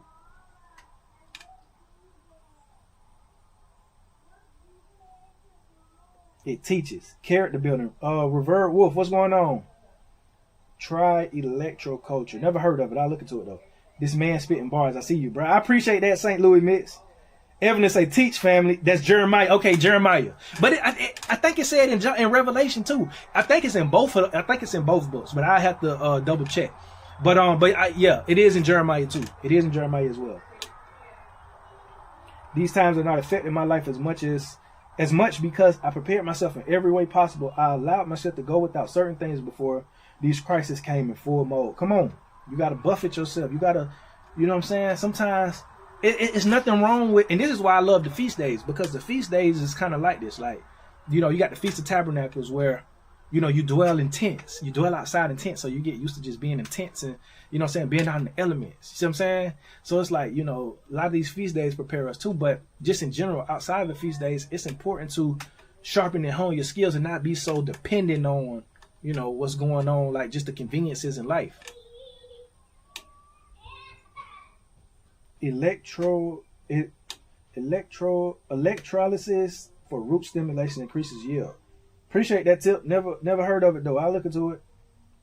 It's in Ezekiel and Revelation. Sweet as honey in the mouth, but made his stomach bitter. I love those verses. Okay, St. Louis Mix. Yeah, I knew it was in Revelation as well. I knew that. But it may have been in Jeremiah. It may have been in Ezekiel. I have to just double check. Abraham, what's going on? Good afternoon, fam. RJ Will, man, good to have you on, brother. Good to have you on. But see, that's the thing, right? So the hard times is meant to grow you, to make you stronger. You should welcome them. You know what I mean? Because hard times produce strong people, resilient people, not cowards. So what's going on with these hard times is only making us stronger. See what I'm saying? That's why, especially us as black folks, we're so strong and resilient. We're so strong and resilient because we've endured hard times for 400 plus years.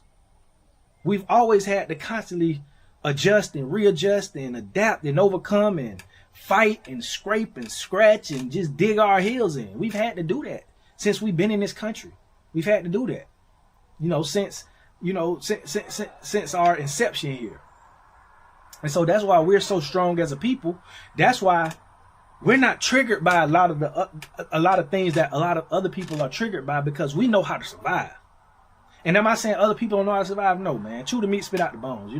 Don't take everything I'm saying as it's a diss to other people. I can only speak from my perspective, because you got people who take offense when black folks speak to black folks, as if Mexicans don't speak to Mexicans, Chinese don't speak to Chinese. Ain't nothing wrong with that, but it's a problem when it comes to us, right? So I'm not dissing nobody. I'm just speaking to black people, right? Because this is my perspective. But this is why we are so strong. Because even with black farmers, when our farmers, were being discriminated against, we still figured out ways to keep the farm. We still figured out ways to grow food. We still figured out ways to adapt and overcome. When we wasn't getting the subsidies, when we wasn't getting the help, we still figured out a way. So a lot of the things we did, we had to really pull ourselves up by the bootstrap. And so we've been so used to hard times that we just constantly learning how to adapt, learning how to overcome. The stuff people seeing going on in the world now that they being affected by, we've been infected by. We been affected by it. You talk like, you know, I ain't gonna get into too deep into that, but we been affected by it. So it's like, it's nothing new to us. We got dogs sick on us. We got the water hose sprayed on us. We got, you know, the discrimination in the red line. We got, you know, we experienced all that. You know what I mean? So we learn how to adapt and overcome. So we don't look at hard times the same as a lot of other people, you know what I mean, who've been privileged. That just is what it is. You know, you can take it how you want to. But again, hard times are a signal to increase your capability, not to retreat from responsibility. Hard times is when you should dig your heels in, not when you should back up and cower and run away. My next point is this. You don't discover who you are when things are comfortable. You discover who you are when things get hard. Who you truly are will come out when you are pushed to the limit, when you are backed into a corner. That's why, like, my granddaddy used to always say, don't fight a scary person. A scary person will kill you. Right? You know, like, because I used to, you know, be messing with him. Oh, you scary. This, that, and third. My granddaddy say a scary person will kill you. See what I'm saying? And that's so true. If you back a cat into a corner, it's going to come out clawing. Because what's in them is going to come out. Even though they've been suppressing it. Yeah, this person might be scary and non-confrontational. But that don't mean that they ain't got something in them that can just destroy you. You see what I'm saying? But when they back against the wall and they ain't got no choice, what's in them is going to come out. So don't think people is easy targets. You know what I mean? But I say all that to say, when life gets so hard on you, what's in you going to come out. So yeah, you might not be used to this and that and locking in and really, like, you know, just being this strong person. But when you have no choice, then you truly gonna shock yourself. And you gonna surprise yourself and say, man, I ain't know I had that in me. I ain't know I had it in me. Everybody got it in them. You know what I'm saying? That's how the Most High created us. The spirit in us is strong. You see what I'm saying? And so when we're faced with a, you know, situation to where things is getting hard and it seems like there is no way for us to survive or live, the spirit, it does something to our spirit, where our spirit says, we gotta survive. We gotta preserve self. We gotta rise to the occasion. So when you face with hard times and hard situations, what's in you is gonna come out. St. Louis Mix, man, appreciate that, fam. Appreciate that. He say, I'm newer to the channel. This is the first live stream I caught. Grateful to the Most High brought me here. I appreciate you working, big dog. Peace and blessings to you and your family. Man, thank you for that, man. I appreciate. Man, come on, man. Y'all, man. Thank you so much. I really appreciate it. And I'm glad you caught the live.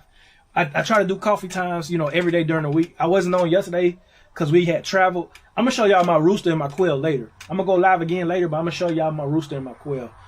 And I got some quail eggs in the incubator. Shout out to Homesteader for real, man. They really blessed us. But yeah, I'm glad you caught the live, man. I try to do these coffee chats every day. You know what I mean? But yeah, thank you for that super chat. Planning to move onto the land full time in a camper until the house is set up to cut out on these extra expenses. I feel you. And Yehuda, I've been thinking about how I can cut extra expenses as well. Because now is the time to get lean. That's another thing, fam. In hard times, you get lean. Get lean in hard times. Now, does that mean like, you know, you shouldn't strive for extra? No, what I mean by lean is cutting off the unnecessary fat. You know what I mean? So now's the time to really get lean. Finances, all type of things. Growing your food. Even your physical weight. Even your physical weight. Getting lean. Because when you're more lean, guess what? You got more energy. You got more endurance. You're able to do more on the land. You're able to grow more food. You're able to have more energy. See what I'm saying? Like, that's why the military has physical requirements. They want you to be lean. Why? So you could be a lean, mean fighting machine. You see what I'm saying? So like when time, because war is a hard time. And in war, you must be lean. So you can fight. So you can have endurance to fight. So I'm saying? So yeah, it's time to get lean right now. Shows you what you made up. Exactly, Betty. What's going on, Betty? Ezekiel 3, 1 through 3, and Revelation 10, 8 through 10. Appreciate that, St. Louis Mix. Thank you for dropping those scripts in the chat. We was built for this because we've been going through this since the very beginning. We used to make nothing out of something. We ain't new to this. We true to this. Straight up, her roots. Simple. You give us entrails and scraps, we make soul food. You know what I'm saying? We make barbecue.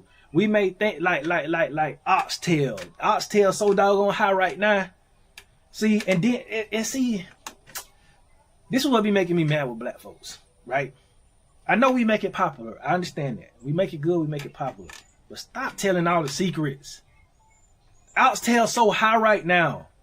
And then you got Negroes on here talking about your turkey necks is good too. Man, now turkey necks finna go up. Stop doing that. Stop doing that. Like, we need some stuff to just be, you know what I'm saying? Like, come on. Stop giving that all the sauce. Because if turkey necks start to go up, I'm going to be mad at y'all. Oxtails already is too high. What's up, DJ? You going to get the eggs? Yeah, go get the thing so you can collect them. We should have a bunch in there because we ain't catch them yesterday. Since we got here, LOL, been affected straight up. We what's up, Josh? Get out your mouth. But yeah, so we true to this, man. We ain't new to this, we true to this. You know what I'm saying? Like I say, there ain't no slight on no other community. I respect all different cultures and creeds. But guess what? I love my people, and that just is what it is. Right, our people already prepared more than most had it easy. Straight up. Straight like that. I appreciate this communion and our conversations. God does all things for a reason. This was my first time here. Needed this communion. I'll be back. May God bless us all. Appreciate you for being on here, Miss Demi. Thank you. And I'll see you tomorrow, Miss Demi. Abraham say right. Now for sure. We need to do one positive thing every day. I'm literally vacuum sealing bags of rice while watching you. Come on. Preparedness. Prepping. Come on. Once I get off of here, I'm gonna record a video. But I'm gonna be in the garden. I'm gonna till my garden and my area. I'm gonna plant some corn today too. I'm gonna plant some corn. I was telling Homesteading for Real yesterday, right where I had my lane birds at, and I showed y'all this. But right over there where they tilled all that at, I'm gonna plant corn right there in the chicken area.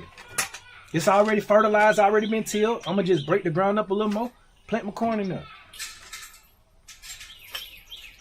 I'm even more calm when I realize I have no other escape route. So I brace myself and go for it with the sound mind without being frantic. Come on. And see, guess what?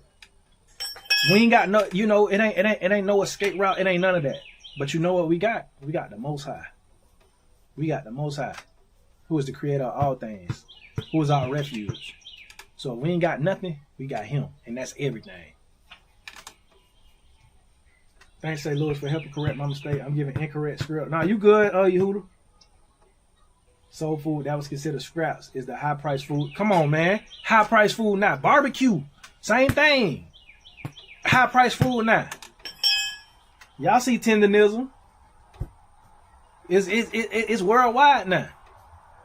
All that. We have forgotten our survival depending on gatekeeping. Yeah, true, Kendra. Not all of us, though. And that's why I'm here. To bring it back. Because, see, you got to think, most of us are not that far removed from living off the land. Like I was, talking to people from, who West Coast or up north, right? Most of their family come from the South, right? So most of their grandparents and great-grandparents was farmers and sharecroppers. Most of our grandparents and my great-granddaddy, he was a country boy from Georgia, from Millen, Georgia. Knew how to grow anything and everything. See what I'm saying? So my grandmother, she grew up seeing gardens and stuff like that. And so that's why it wasn't that far-fetched to me, because I ain't too far removed from it. And so when I just started doing a lot of stuff, it just came natural because it was in my blood already.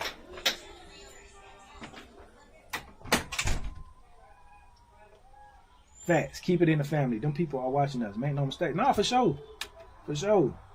Hello, I just bought turkey necks last week in New Jersey to make some broth and food for my dogs. Got to keep them healthy because these vet bills ain't no joke. Aloha. No, for real. Since I no longer eat meats, the rice, beans, and collards are still a good meal without the meat. So I'm good for now. I feel that. Oxtail and lobster used to be for po-po. It sure did. Yeah, man, that was poor people food. Oxtails and stuff. Turkey necks and, you know, just little stuff like that. That was poor people food. But we made it so delicious. We made it so delicious, you know, and now, you know, everybody is loving it. But it's some stuff we gotta, you feel me? Like, come on, man, we gotta keep the prices down on it. Cause matter of fact, I'm gonna cook me some turkey necks this week. Exactly, y'all's not everything, so I don't fret about these times. Me neither. Me neither. No, I would never call myself trying to correct you. I ain't nobody. Please make sure you keep a grill, charcoal, and wood chips for hard times. Straight up, and learn how to grill. Learn how to grill. Also, learn how to make your own charcoal and firewood. I done been cutting down a whole bunch of hardwood trees because I'm gonna make my own coals, and I'm gonna show y'all how to do it too. I'm gonna show y'all how to do it. But yeah, learn how to identify trees as well, so that way you can know what trees is good for firewood and good for cooking with. Like, learn these skills, because that's what I've been learning lately. Like, okay, what's the difference between hardwood and softwood trees? Why it's not good to cook meat or smoke with softwoods or burn softwoods? Because with softwood trees, like pine trees, for example, that's a softwood tree, and it releases chemicals, you know, when you burn it, and that's not good for meat. That's not good for you know, firewood, because it's gonna be real smoky. But hardwood trees, they don't do that. And in hardwood trees, you can make charcoal and different things out of it. It's not gonna release those chemicals like that. So, like, learning just how to identify plants, herbs, trees, all that is a great skill to have in these times. Let me see how many we got. Donuts are in my pocket. Oh, dang, he got eggs in his pocket too. So we got all these eggs. Dang, Richard, how many you got in your pocket? 1, 2, 3, 4, 10, 11. 5. I got 5. Dang, that's 16. Dang, 16 eggs. All right, you better not drop them. You got one hanging out your pocket. Put it in your other pocket. Or you can put it on top of the bowl. It don't matter. Yeah, he be running out of room. He put the eggs in his pocket. I got my Sir. Hold on with both your hands. Wifey be hooking them turkey necks all the way up. Broth be slapping. Yeah, man. I was raised on the farm. So going back to the country life is no problem. I wish they still had land. Grandma sold it when my grandfather died, and only lived on the fourth of the land, and father sold it. Yeah, and that happens, man. That happens in families. Man, if you can hold on to your land, if you got land in your family, if you can hold on to it, hold on to it. You see what I'm saying? Even if you don't get to start farming it or homesteading it, hold on to it. Don't sell it. I want to learn how to forage. I will be going to buy some fishing poles also real soon. That's what I love to hear. Those fishing poles. Yes, learn how to fish. Y'all know I'm a big advocate for fishing. I love to fish. Now that's one thing I grew up doing. That's one skill my family always had, was fishing. My grandma used to fish. All my uncles, my cousins. Like, we grew up fishing. I mean, we right there, you know, we Florida, so we right there on the coast, you know, and we, you know, River City. Jacksonville is a river city, so we got a river that run directly through the city, so we always grew up fishing. We used to, like, I give y'all a funny story. Like, back in the days growing up, we used to, like, we'll get a stick or a bat or something, a pole, and we'll tie fishing string on it and a hook, and we'll go fish like that in the creeks and the ditches and stuff. Like, that's how we used to fish. Put it up, you know, go get a hot dog out the refrigerator, cut it up in little small squares, or we'll dig up some worms and we'll go fishing in the ditches in the creeks and stuff. Man, that's what we used to do as kids.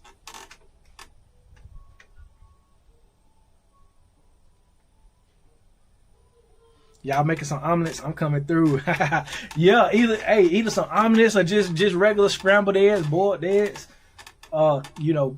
Cakes, different things like that. My wife be baking. She uses a lot of eggs in baking too.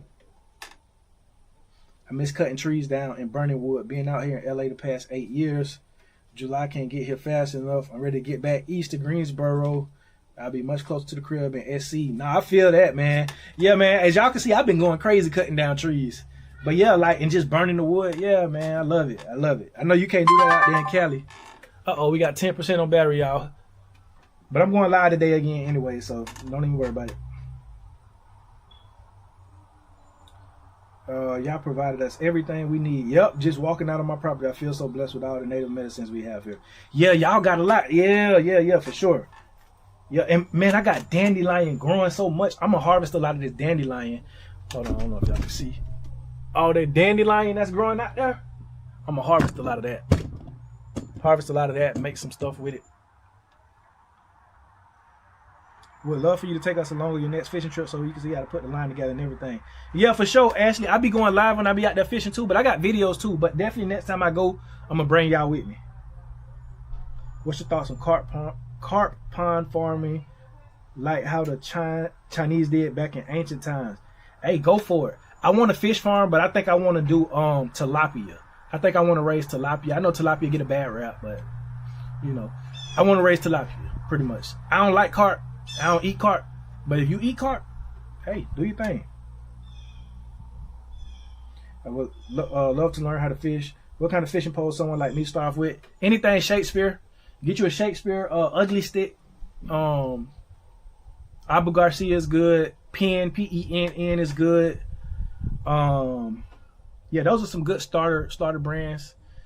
You can get out of Walmart, but pay more attention to the actual reels than the poles. Now, the poles are good. Shakespeare poles are good. You can't go wrong with Shakespeare poles. But as far as reels, you want to get a high-quality reel like a Penn. Penn reels, Abu Garcia reels are good. Some of Shakespeare reels are good, too. But I prefer Penn reels. Penn reels are the best, in my opinion. The best on the budget. Just learned to eat the egg membrane. It's attached to the eggshell. It's full of collagen. You can feed it to the chickens and dogs too. Oh yeah, my dogs eat a lot of eggs. Matter of fact, I need to go feed my dogs now. I need to go feed. They're not gonna mess with you. Matter of fact, DJ, I gotta bring the trash cans back. Go put it on the Go put that trash bag over there by the bench. I gotta take them from the road. Listening to your channel has got me excited. I'm looking forward to the camper life. I'm used to being in the field anyway. LOL. I'm glad to hear that. Wow, I just made dandelion tea. That's amazing. Do you have any videos for filtering water? Please do not forget to buy some walkie-talkies, my people, just in case. No, but I got that video coming soon because I'm still trying to figure it out myself. I made a filtration system, but it didn't quite work out. I'll show it to y'all. Hold on.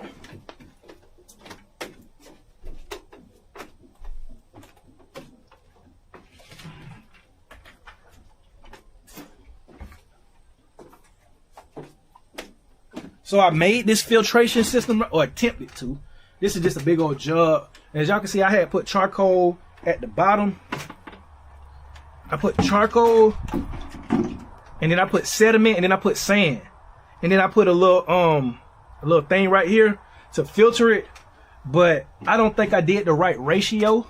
So I'm gonna redo it again. But once I figure it out and get the right everything, I'm gonna make a video about it, and I'm gonna drop all the things that you need in that video. But as y'all can see, I attempted it, it just didn't work. Cause I want to make it from, I want to make the actual filter just from, you know, from scratch, like just the materials that you can buy or find. Cause I don't want to buy one that's already made. I mess with tilapia. Why does it get a bad rap? I don't know. I just feel like it get a bad rap with black folks because we grew up eating a lot of it. And a lot of it is like farmed, you know, unethically. But I don't know. I mess with tilapia. And tilapia is, and then it's another thing. It was a rumor going around back in the day that tilapia is a man-made fish.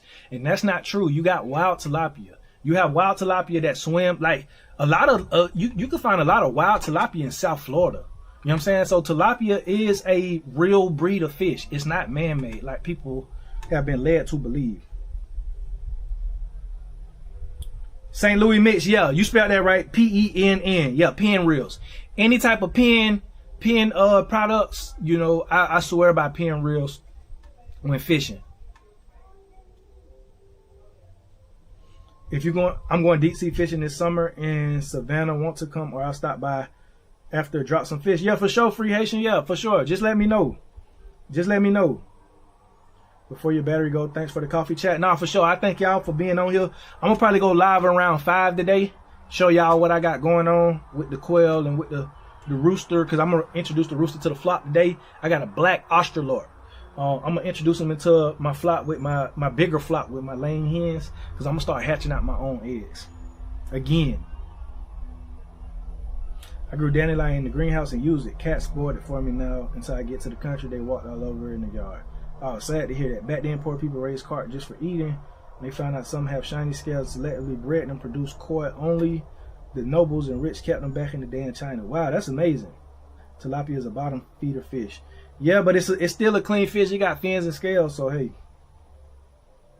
I love how you keep it real with the interjections, live with your family, what's going on in real time. Oh yeah, for sure. I want y'all to see all that. Tilapia got fins and scales. They gonna get 8 straight up, Yehuda. That's what I just said. Oh wow, because when I heard about tilapia, I stopped eating it. No, you got wild tilapia. Yeah, definitely wild tilapia. So if you just get a good breed of tilapia, you know, but yeah, tilapia get a bad rap. Okay, bet. I'm buying fishing poles this week, so I'll look for those reels. Yeah, dang, I forget the one I just got, but it's a pin reel that I just got. It's a surf rod. If you're gonna be fishing off the beach, get you a surf rod. But I can't think of the name of it right now. But I'll show it to y'all later. Thank you so much. I returned for the second live. I caught you and your family are amazing. Thank you. Teresa, what's going on? Betty Jeffrey, shalom to you as well. Natural tilapia population in the Mediterranean region are primarily concentrated in freshwater and brackish habitats in the Middle East and North Africa. Yeah, so yeah, you got native tilapia and real tilapia. I'm kind of new to your channel. I would binge watch your videos. Thanks for everything. I appreciate you. I appreciate y'all, fam. I'm gonna let y'all go ahead and go because I know my phone, my camera's about to die. But I'm gonna get out here and get some work done, man. Like I say, videos coming soon. Y'all check them out, man. Y'all know what I always say. If you give them the power to feed you, you give them the power to starve you. See y'all on the next one.